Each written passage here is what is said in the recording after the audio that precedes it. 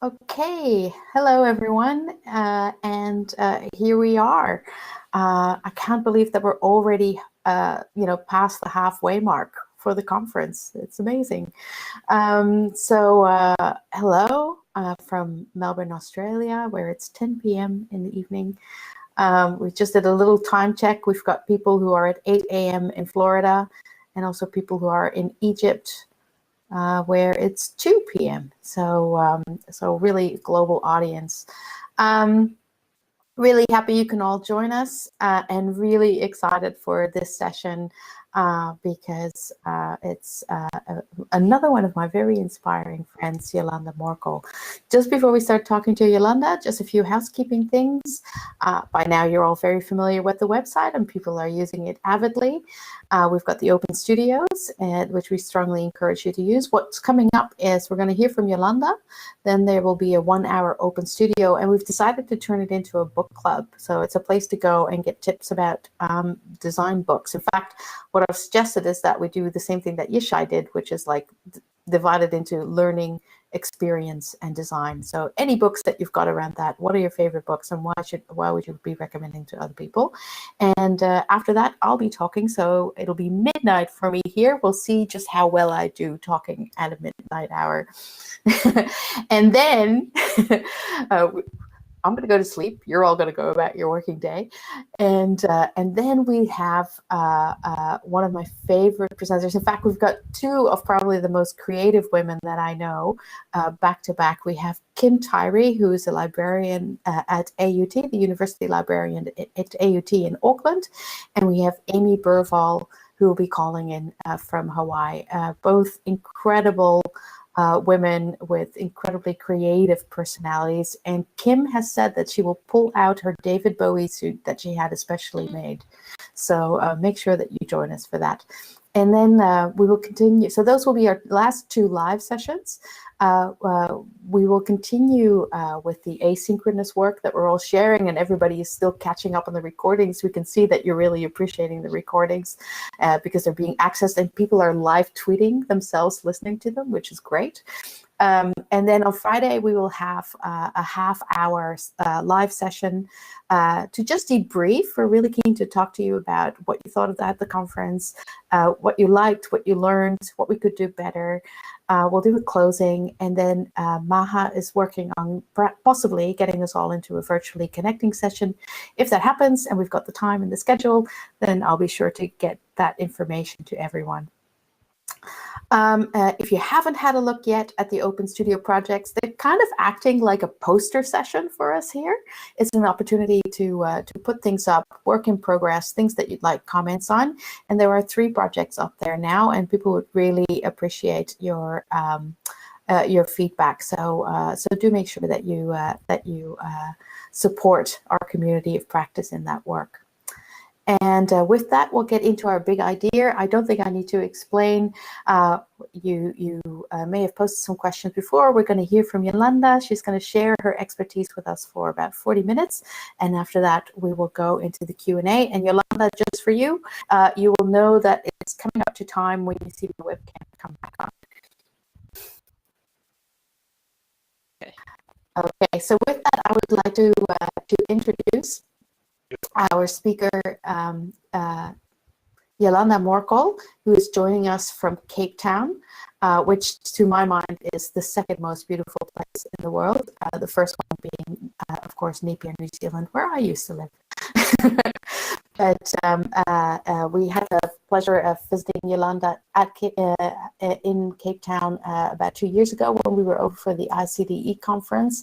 And it's just absolutely beautiful. And not only that, but we got to spend a professional afternoon together with Jolanda and Johannes Cronje, and do a bit of a knowledge sharing session where we found out that that they were working on exactly this. They really had a very strong practice around experience design, kind of led by the School of Architecture and but lots of other affiliated design disciplines who were also working together.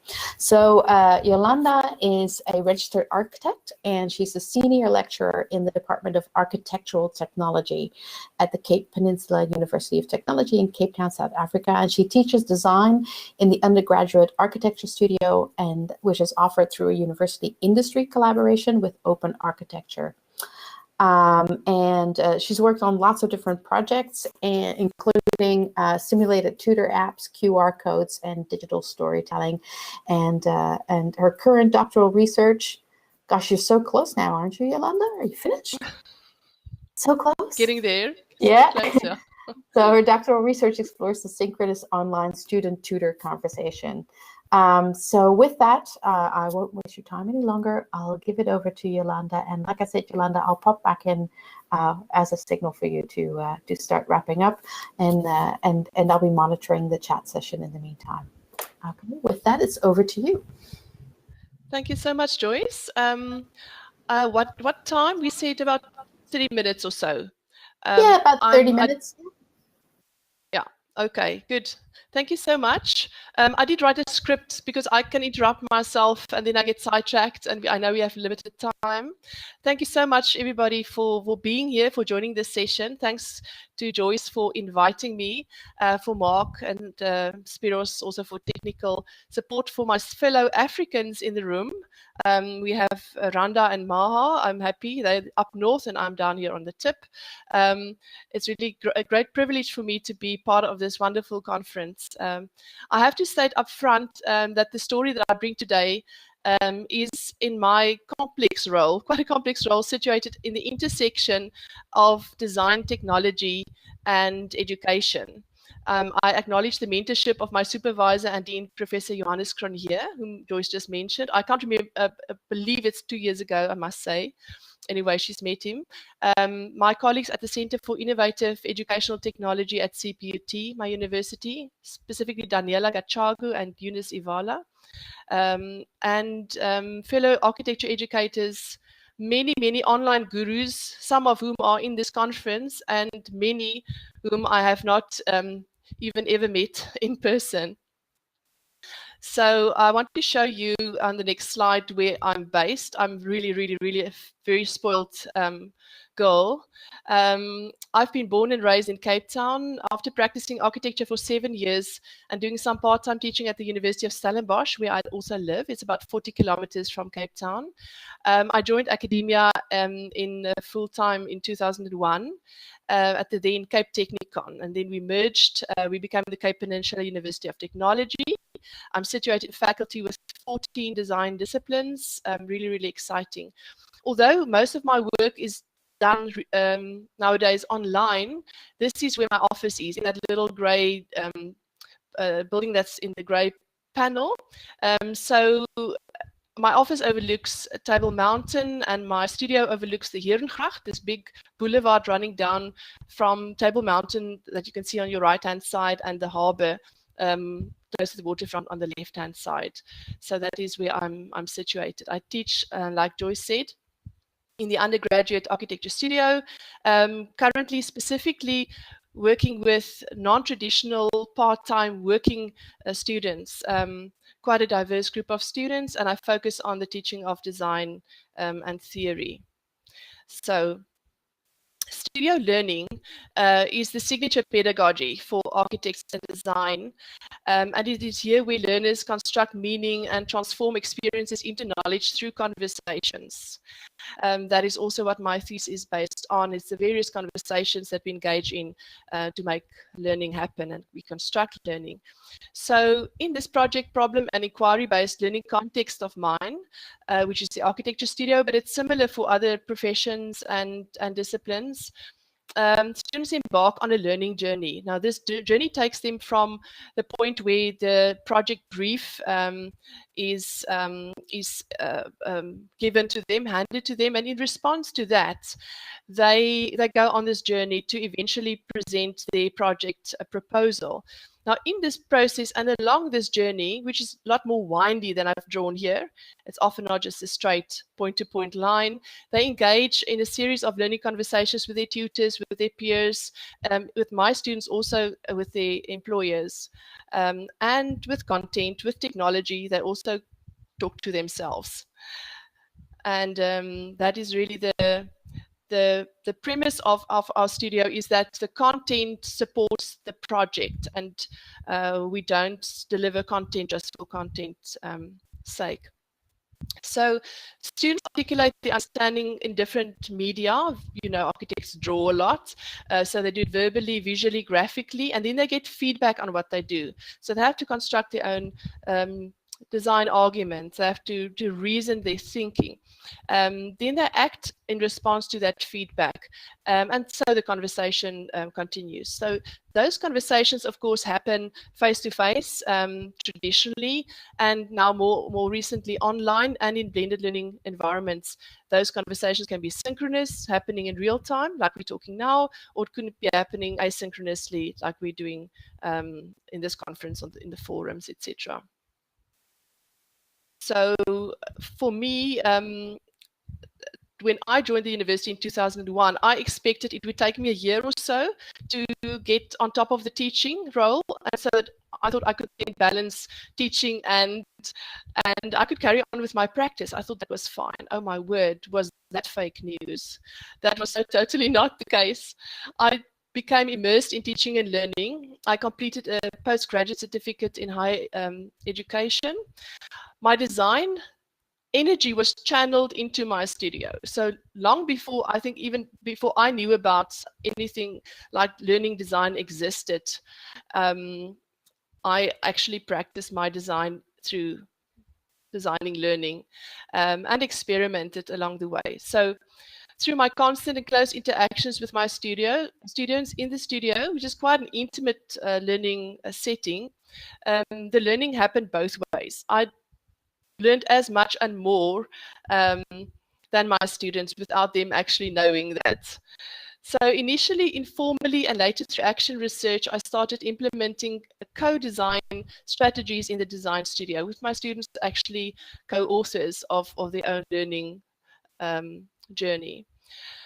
They were happily providing continuous feedback through explicit and implicit conversation. All I had to do was listen and look and learn, and sometimes to do a little leap. That was the easy part. So I tried to integrate the LMS, the Learner Management System, into the studio around 2005. I persevered for about 3 years. It was really difficult because the system wasn't designed for graphic disciplines. I got these complaints, it's too big and I can't handle graphics and all of that. So finally I realized that it was easier to put the graphics on the computer behind the secretary's desk for the students to download than to actually putting it online. So I was then once bitten, twice shy regarding technology. Then 5 years later, a colleague and I decided to put instead of using the notice board, which everybody was just conveniently ignoring, we said, all right, we'll start a blog and we'll put information on the blog, and students must go visit the blog, and then they will know what's happening in the studio today. So we were just very proudly announcing that when a student jumped up. It was Khadija van der Skaf, and she said, why don't you just use Facebook? I mean, I'd only just hardly heard about Facebook. She said, because we're all on Facebook all the time anyway. So we started using closed Facebook groups for announcements, motivation, and sharing of resources. I must say, I blame Khadija for my current Facebook addiction. She made me sign up that day, and the rest is history. So student feedback can be sought in real time, straight after individual learning interventions. We find that quite useful when it's fresh in their memory. We do it formally through focus group discussions or informally in the studio to reflect on and their learning, and then redesign can happen quite easily, quickly, in an agile manner, straight away when it's possible. Then, in addition to the official formal institutional student surveys, but those things that we need to do for quality assurance purposes and performance management, I love Google Forms and Facebook polls. They're just very useful. They're immediate for feedback. So with Google Forms, it can be anonymous if you want. The Facebook polls, of course, are not.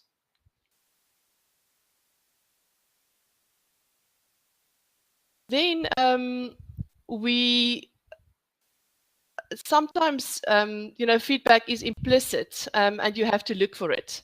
So we ask students for feedback or we just look for it. You can find it by observing students in the act of learning, engaging and conversing while we with them in the studio.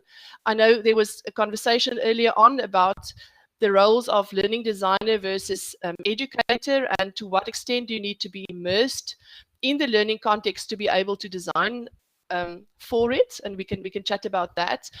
By nature of my role, I am just fully immersed in the process. I have that perspective, but could also then possibly be biased. So yeah, let's chat about that. So through now looking and observing, and that again happens in real time, and it can happen over time. It can happen through the project outputs, how they construct their thinking, how they reflect on their thinking in design journals that we use Google Documents for. So they just record the process at any point in time. I can go look in the journal, I can take a screenshot, I draw over it, I put it back in. We use Facebook quite actively, perhaps because my students are a little bit more mature. I believe current first year students don't really like Facebook. They like WhatsApp and other platforms, Instagram. And then online forums that we don't use that much, but that's available in Blackboard, and digital stories. We learn a lot from students through the digital stories that they prepare for us in the beginning of the year. So to really get to know your students and to walk that journey with them.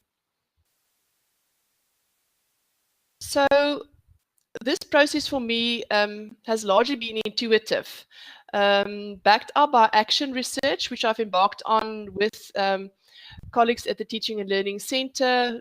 Some really, I kind of grew into research through collaboration with more mature researchers, and that's been happening over a number of years in different studio settings. You can see on this image, I've worked on in the first year, third year, second year, the foundation year, and now I'm currently in the fourth year of the BTech degree program. And so we tried and tested little interventions at different levels. First, bringing ICT, information computer technology, communication technology into the studio, and then moving the studio more online with fewer components actually happening on campus. So the blended part-time architecture program, the one that Joyce spoke about, that's in my bio, that I'm currently working on, was implemented in 2014. You can get access to some of the 2 videos that Mark linked on the site that you can look at, that describes how the blend works. And that was really developed in response to the need for our architectural profession to transform in terms of demographics, because we're finding that African, Black and female students just struggle to get to the level of architect because of the cost and time implications. And so they struggle to advance their qualifications and hence their professional registration. So we were saying, but how can we teach architecture students on a part-time? The part-time model didn't work where you go to campus after hours because you already have had a day's work, you have to travel, all of that. It's just for many years didn't work. And with the new available technology, we thought, all right, let's see, how can we learn from all these different small interventions that we tried and tested in the different year groups at different levels and design for this unique problem.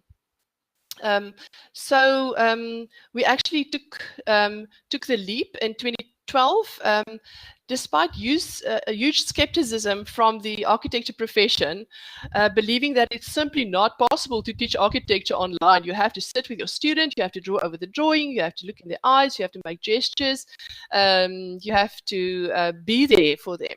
And we were saying, of course, that is the first prize, that is the ultimate.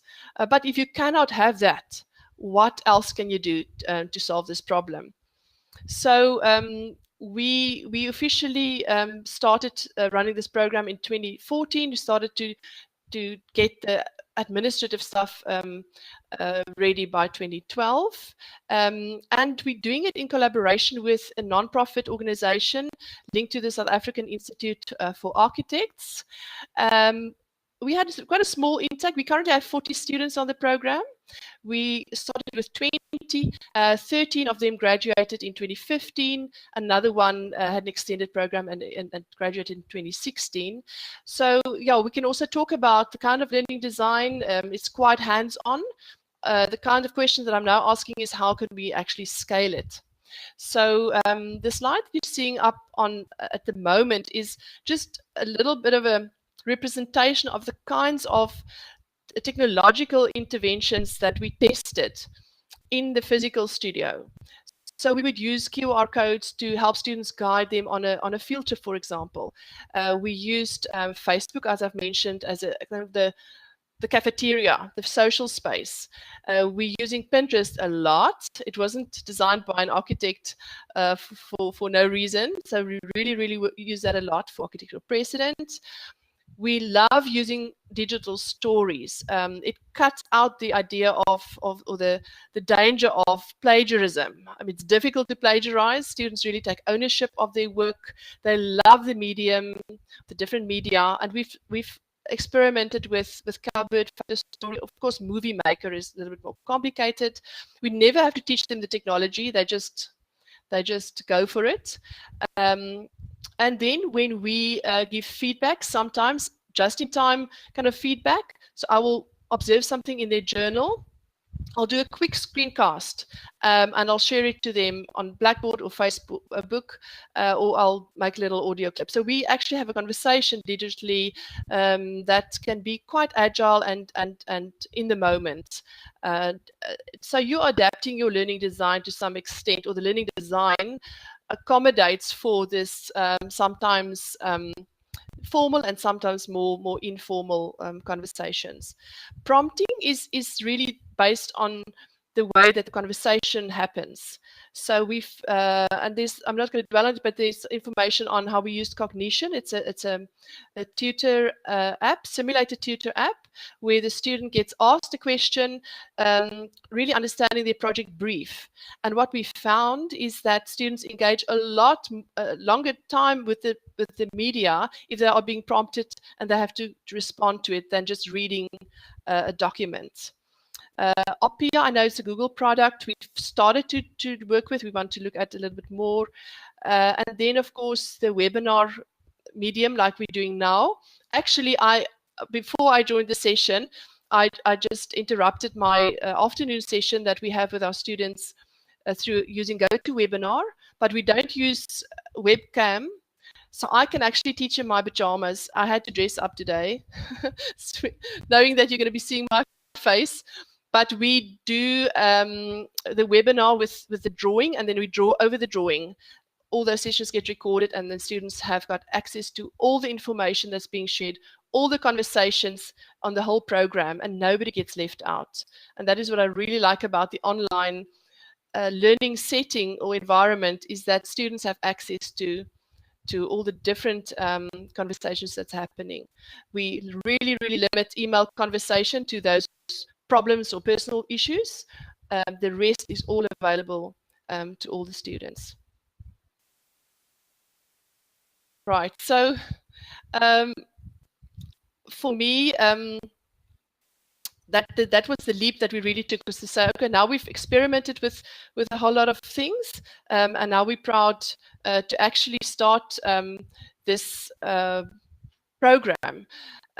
So that was actually interesting in the idea of the problem space and the solution space kind of the negotiating each other. By the time we were confronted with this real problem, the solution had already existed through virtue of understanding the problem.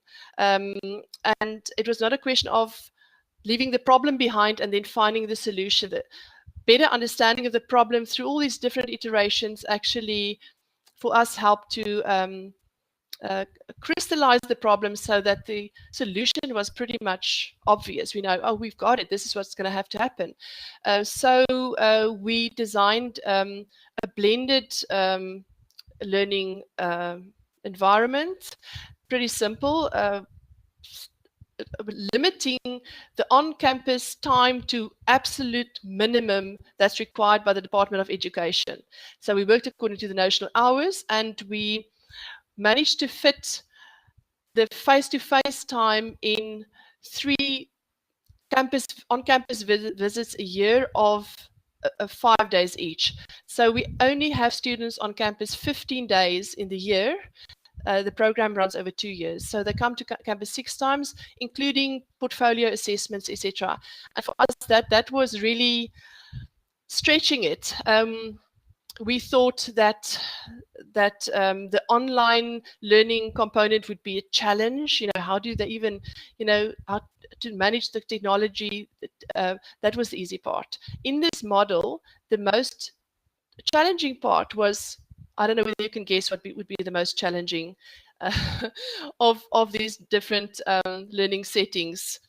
Office-based, block release on campus, and online. I can tell you that the office-based mentorship component of the blend is still, after 3 years, the most challenging because of time and employers just being very selfish with their employees, of course. Right, so that was for us quite an easy transition after having done all these little iterations of design in the different other years of study. So through professional accreditation and validation processes, the end result is clear. We know what the student must produce to graduate. This is a kind of a typical portfolio. So the student formulates these design proposals in response to a brief, and they have to explain it and argue it, and they have to reason through it, and they have to explain the thinking process. So knowing where we wanted to end, we worked backwards. So this is the body of evidence that they must produce. So now how do we get there? And that is the learning journey. So since we started in 2014, like I said, we've graduated 2 cohorts. The program is accredited and benchmarked against the full-time on-campus cohort. And last year, the students wanted to exhibit their work, and we exhibited the work at the Cape Town Institute for Architecture. The public could look at the work. The students were happy to, and very, very proud, I must say, to be part of this unique process. They were never feeling that, sure, we are now the special group because we couldn't graduate through the normal channel. They were totally excited about the fact that they made it, and they had proven that you can learn architecture online. So if I had to single out or kind of list, I was thinking let's list or look at 5 kind of tips or 5 lessons learned that I could share with you today. I would say that learning design is an iterative process. We all know that, but it's never complete. And designing while you are implementing was what the reality for us. It helps to be immersed in the context and have an ongoing conversation with students at all the time almost. So you're always observing, always listening, kind of always reflecting on multiple platforms. So we seek feedback synchronously, asynchronously, formally, informally, in different intervals or different stages of implementation of the design. Feedback is what teachers give students. That is my work when I facilitate learning in the studio. But teach back is when what we learn from students when they make sense of their own learning. And so both parties learn. And that I really enjoy about my work. Learning design from the end backwards is easy. If you know where you want to end, it's easier to know, how do you get there? What are the different ways to get there? Now, I must share a little story with you just finally to kind of wrap up. After the session with the second year students in 2010, we in our second years, our students go out and they do an experiential learning year. And it was a particularly difficult year economically. So students struggled to find work in Cape Town. They would normally, at the time, they would have to come to campus every Friday, and then they would have an academic session. For the rest, they were out in the workplace. And so we just decided now we have an idea that perhaps we can allow them to work in other cities as well. So we really started to pilot this. We didn't know at the time that we were going to develop the BTech program, but that was for us a key moment in the whole process. And we were really forced to allow them to work in other places. And at the time, we used Skype. We used Blogger. So we blogged like little LMS, and they blogged their journals. It was only last year that we started to use the official university Blackboard system. So up until last year, we were just using these free software, kind of non-official. That's another interesting conversation we can talk about, to communicate with students and to facilitate their learning. And so the second year students were sitting in the studio, and we were explaining to them, right, you can work anywhere, you can work closer to home if you're out of town, but we're going to use these different platforms. We're going to interact with you socially on Facebook. That's like the cafeteria. We're going to have studios in different places. It will be through Blogger, it will be through in the workplace, etc. And they were so fired up and excited about it. After they'd left, and you know what a studio looks like when the students are gone, there's kind of crumpled up paper and somebody forgot a cool drink bottle and whatever. I found a souvenir on a student's desk. I found something quite interesting. It was a paper cup, and it read, you can't see the whole thing. I've still got it in my office. It read, hell yay, we're the first group to start online learning in architecture. The students participated with enthusiasm that whole year. They provided us with loads of feedback. They helped us build this BTech program that we've just rolled out. I still have the cup. I just call it the paper cup principle. I found the same with our current working part-time students. It is not, one would imagine that you want to go to your user or your client with something that's sleek and that's final and that's perfect. So you present it to them as if, I know everything and you are the user and I've designed it just for you. My experience is that if you make them part of the process and they feel that they're special, they're learning as well, they must trust you that you know what the end result should look like, and you will help them to get there. But sometimes you have to make a detour. Sometimes you have to change the trajectory of the journey. Sometimes you have to devise different trajectories for different students. Sometimes you have to adapt the way that you get there. And they trust you with that process. The learning is amazing. The learning for you as an educator, for the student, is amazing. And it's not as if at any point you say, sorry, I failed because, I made a mistake. We take ownership of those mistakes, experiments. They know it's an experiment. They're keen to embark on the journey. If you're upfront with that idea, then I just found it so rewarding. The students are super happy and proud to be part of it. It's going to be interesting because there's a whole phenomenon of early adopters. So 2 years, 3 years from now, will they still feel that like they are the pioneers, or will they then feel, all right, we're not just going through the motions?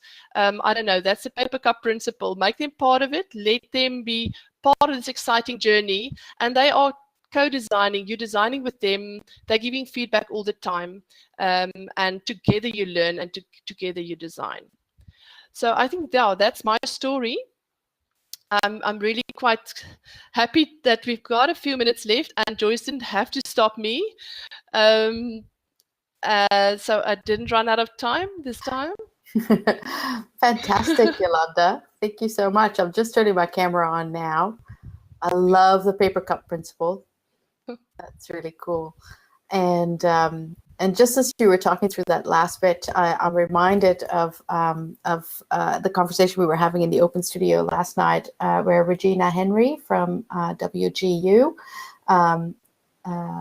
was asking about, how she could design, how to design collaborative activities into quite a focused program with mature age students, and I think this is probably like a co-design activity to actually design it with them would give them a lot of information about what will work for those students and what won't. But just before Western Governors University, that was it. Just before I go in, I just want to say thank you. And before we get into Q&A, and ask everyone to give Jolanda a virtual round of applause using the applause button. And it looks like you're getting a lot of love in the chat. Wow. So I'm just going to give you some applause as well. There we go. Thanks for that. And I'll open it up to questions. And remember, if you've got your microphone on, then please just raise your hand, and we can give you the mic.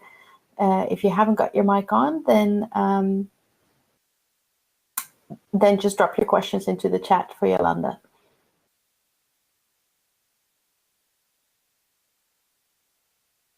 While everyone's gathering their thought, I'm just going to talk to you about something that I was thinking, which is that, you were mentioning how you were getting into Facebook, and it was really your students who prompted you to start really getting into it. And now, of course, you're addicted. How are you moving into Snapchat at all? Not yet. I suppose when the students move, I will move with them. I must also say that the students have got their own spaces, which they need. So they have. In fact, they told me that while we would have a webinar, they would have their own back channel on WhatsApp. So they would then prompt each other, say that, what about that, etc. Despite the chat function that's on the webinar itself, they would do that. So I must actually, once my thesis is done and I can kind of embark on more other kind of research projects, I will ask them what multiple other kinds of platforms they are using. I know my kids are using Snapchat. I know Instagram is also quite big. But yeah, it's not currently. We're not currently using Snapchat, but I'm very keen to look at any precedent, how other people are using it, to try it out, perhaps. All right, we'll take a question from someone with the microphones. Spiros, I see you've got your hand raised.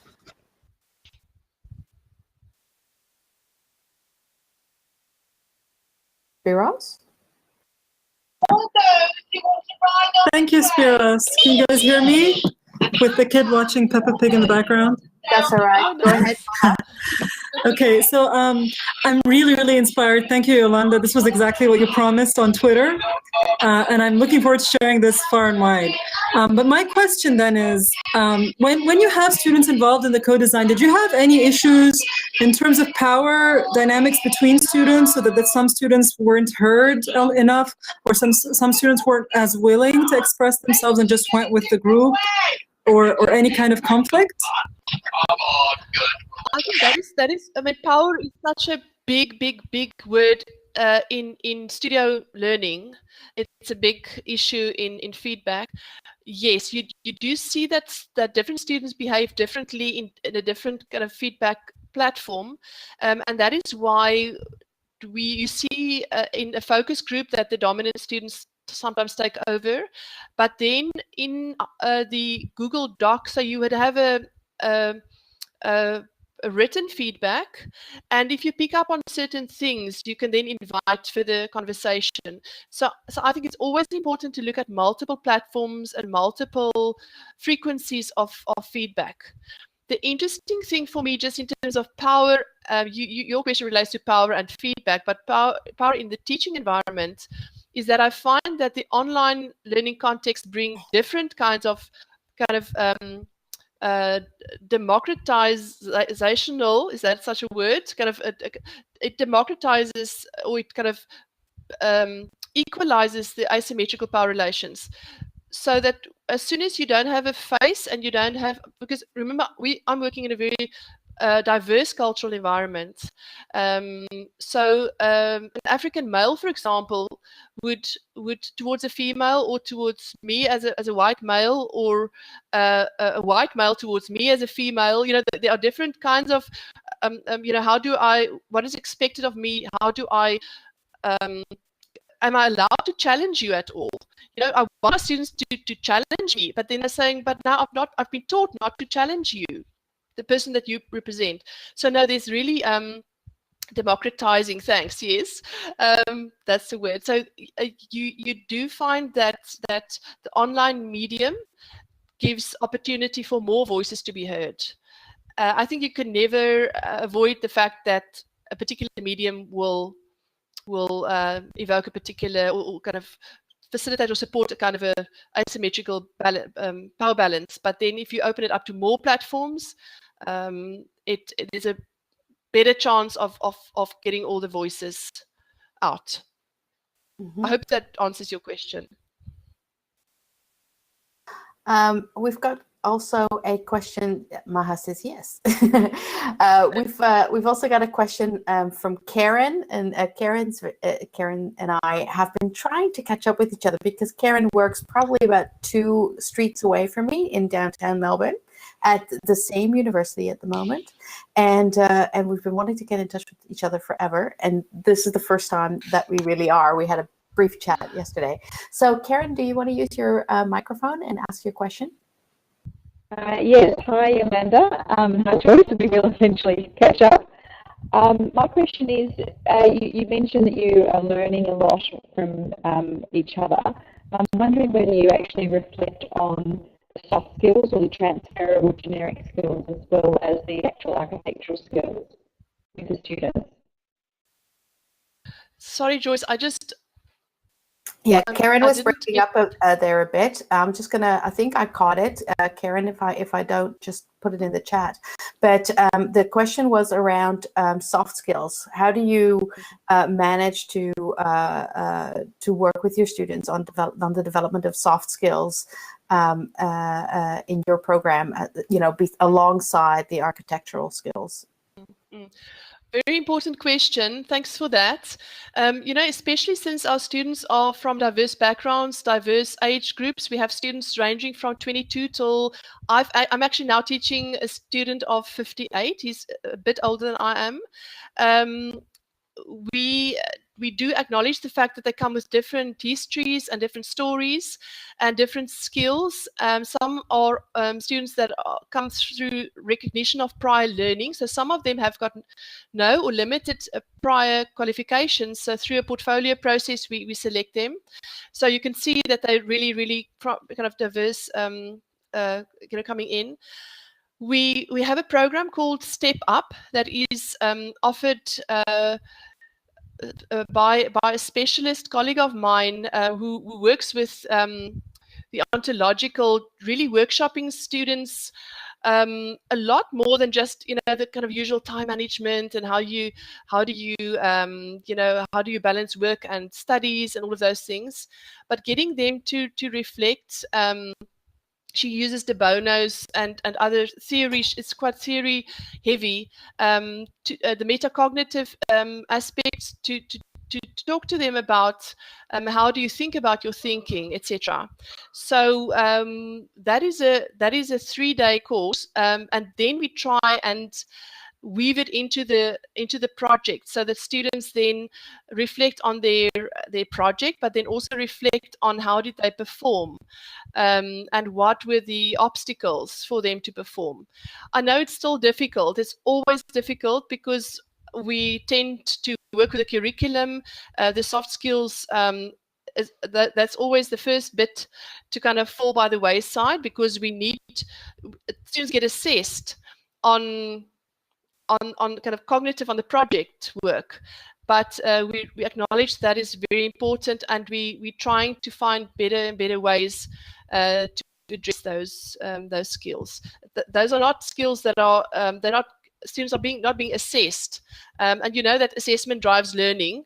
So, but our working students are very keen to participate in those workshops, and they actually quite enjoy them and find them very useful. We also do them about 6 months into the course, once they've started to already struggle a little bit, or they know where their weaknesses are. Okay. That's great. And Spiros, you've still got your hand raised, and are there any other questions in the chat as well?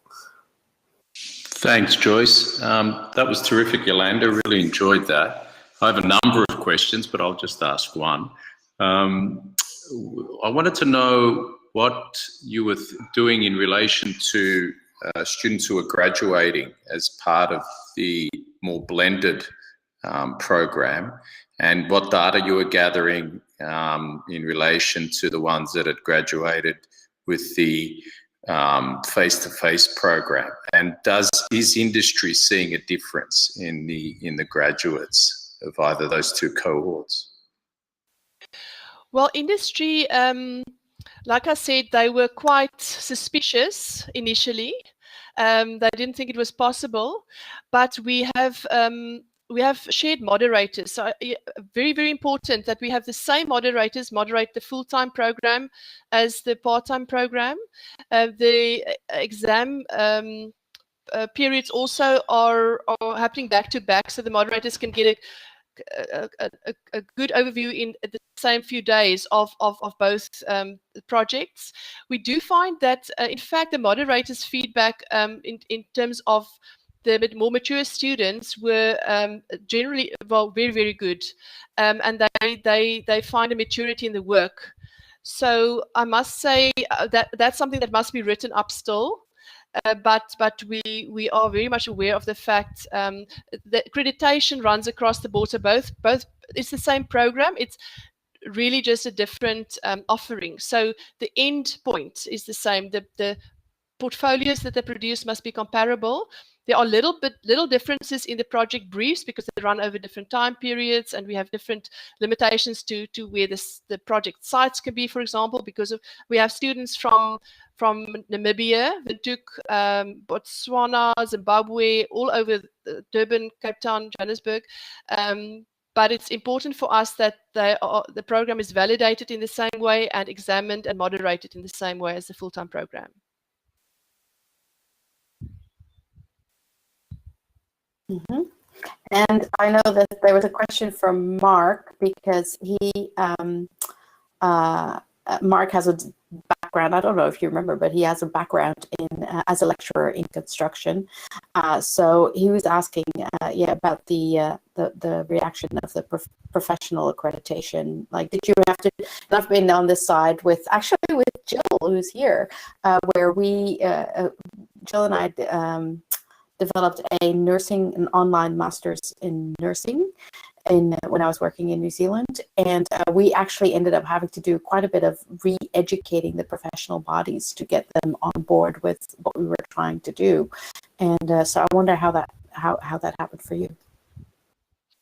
Yes, our professional body at the moment, they're acknowledging this huge crisis. In fact, our program only, it's at quite a small scale at the moment. The professional body is implementing a recognition of prior learning process currently, or they just launched it on the 8th of May, where they're going to assess practitioners' work for them to upgrade not their qualifications, but their registration category. And I'm worried that if no learning is happening, it's a dead-end street for me. So they're saying that they're going to be working with universities, and I welcome that. So yes, I think the industry doesn't always understand education fully, but through our students being in the workplace and our mentors and employers observing our students, I think there's a general kind of growth in understanding of how it's actually working, because they were worried that it was just a correspondence course. If you're not in one place, you can't communicate. And they're now understanding how engaging it is, because we have with students sessions 2 days a week, online. So they are totally, we at any point in time, we know exactly where they are with their projects. It's not go away, come back in 3 months' time. So yes, I think it's going to be a slow process of through validation, through employers actually supporting our students. They will, it's just going to be slow, but it is happening. There's a kind of slow acceptance of alternative methods of qualification or routes to registration. Yeah. In the meantime, there's a whole discussion happening in the chat. Thank you. And Great. this is I can't always wait to read it. yeah, this is always a really dodgy. Just referring back to the professional bodies, it's always really tricky, right? Because that's the two. You're not always on track, and you're not always developing at the same rate as the professional bodies that you're answering to. So it's incredibly difficult. So yeah, there's an incredibly interesting chatbot discussion happening in the chat about the use of chatbots for learning and for supporting students. And so I'm just writing an answer to Byron there, who's put in a link. I think I'm really interested in seeing how chatbots can be used in education. He's popped up a link there. There was this. There's a lawyer who works in Silicon Valley who's also a coder, and he created a chatbot initially to let people very easily answer or respond to traffic fines. And then when the refugee ban, not a ban, came out in the US, he actually adapted that chatbot for people to use it in order to fight and protest their file immigration complaints, basically. So he's actually adapted that piece of work so that, just through answering very simple questions, you can get through what is actually a very complex legal process. And I think there's tremendous possibility there for us actually taking some of the load and some of the repetitive work out of the work that our tutors and our facilitators need to do, and let the humans do the human stuff that they're really good at, and let the chatbots do some of the more repetitive work. Absolutely. I think that was what, sorry if I can chip in here, that was what we tried to do with the cognition project, because we felt that students, when they come to the face-to-face session, we have to repeat ourselves. So if we could get the simulated tutor to deal with the procedural, or actually prompt the students to think through those procedural things, when we get face-to-face, we could then get deeper into the project. So it worked to some extent, and to some extent it didn't. To some extent, it almost guided their thinking in a kind of a mechanistic way, so it didn't challenge their creative thinking enough. And so we thought that it's actually so critical how those questions are framed. We couldn't expect the bot to do the boring stuff and the person to do the interesting stuff. The bots must also do the, evoke interesting alternative thinking. But Byron, I'm really, really excited. I'm super keen to look at the bot issue, because that is really, responding to my question, how do we scale this? If learning is an intimate relationship between different parties and it's based on conversation, but I only have so many hours per day to have a conversation. So, students knowing that there's somebody out there, even if they know it's a bot, it's just that the bot can pass it on, when she doesn't have an answer. They do get, there's somebody on the other end. And I'm really excited about that. I mean, in my thesis, I'm looking at Gordon Pask. He actually did, in the 70s already, designed these kind of chat machines. And I'm asking myself, why are we not further down the line with bots already in AI? Because in the 70s, the whole idea of the learning conversation was quite big then.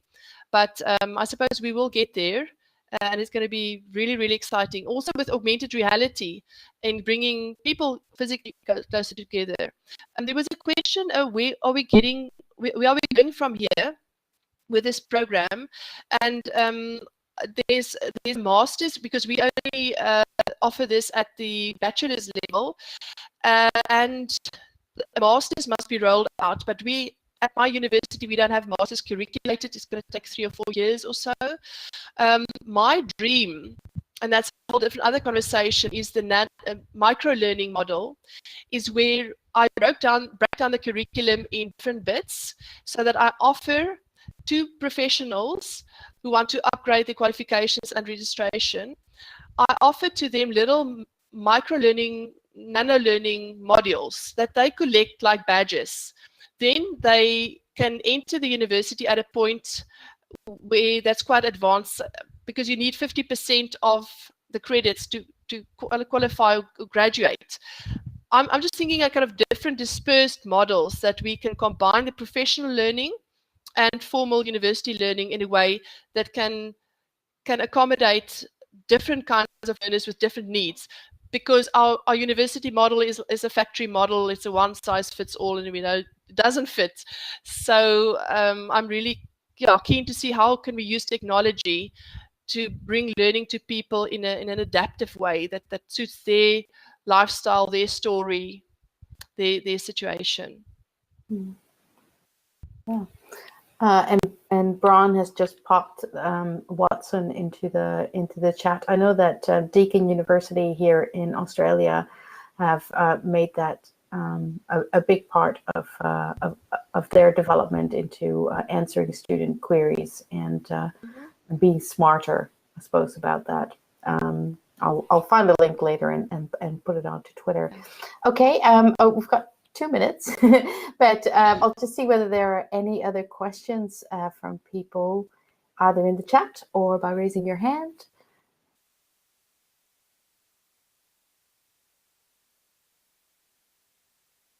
No. Sorry, if there are any questions that I missed, I will go through the chat and in the discussion we can pick up, because I'm very curious to go back. I didn't keep up with the text chat while I was.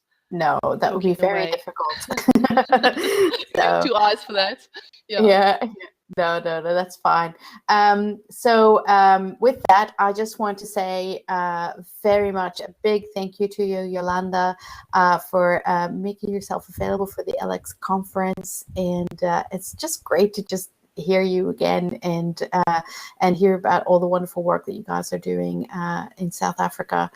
And I could tell from the chat that everyone was getting a lot out of it. So I'm sure you've generated a lot of conversations, and I think a lot of follow-up as well. Some new tools for people, which is just fantastic. So with that, just a round of applause for Jolanda again, please. And I will just remind us all about what else is coming up.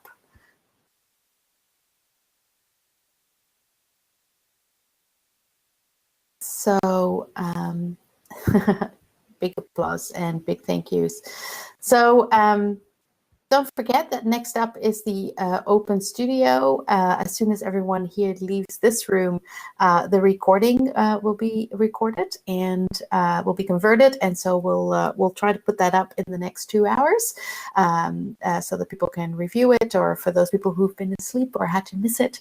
We'll also put Jolanda's slides up, and Jolanda is super active on Twitter, so you can talk to her on Twitter. She's even more active on this beautiful Facebook page that she keeps that shares fantastic links. I often find new things there.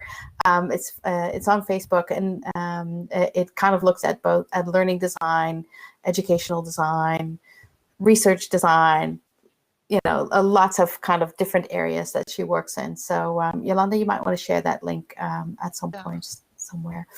And so with that, I am going to kind of call it off. Don't forget that you're going to go into the Open Studios, which will have a book club slant, but Mark and Spiros will be with you there. I'm on in an hour, and I'll be talking about the business of facilitating design, kind of a personal story about what I found, but also really keen to hear from other people what their design facilitation practices are. And then tomorrow we have Kim Tyree and Amy Burvall, an absolute explosion of creativity. And also, I just want to remind everyone that there is a quotes competition still on. You can win ebooks. There have been some very creative ones doing the rounds on Twitter where people have used animated GIFs to illustrate particular design quotes. So share your favorite quotes, and those ebooks could be yours. So with that, thank you, everyone. Thanks very much. And we will see you in the open studio for the book club, or otherwise I will see you here in an hour to talk about the facilitation of design. Thank you again, Jolanda. Great to see you and great to hear your voice. Bye-bye. Bye.